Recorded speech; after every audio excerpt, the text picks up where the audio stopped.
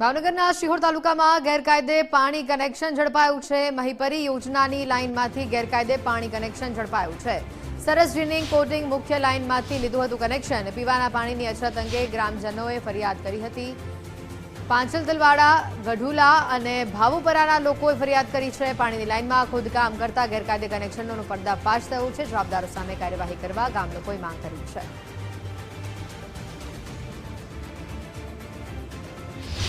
આવેલ છે એના દ્વારા પાણીનું કનેક્શન લેવામાં આવ્યું છે। તો આજે અમે પાણી પુરવઠાની ટીમને બોલાવી અને તે અહીંયા લાઈનમાં ખોદાણ કરતા અહીંયા બેની લાઈનનું કનેક્શન લઈ લેવામાં આવેલું છે બિનકાયદેસર।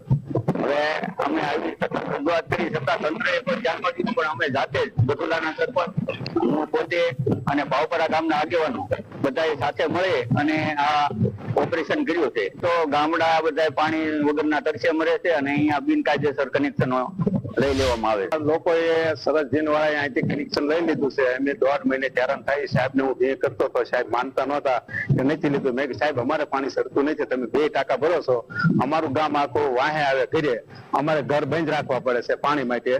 પાણી મળતું નથી ગામને પીવા લાયક, ગામમાં પાણી છે નહીં, નાવા જેવું છે।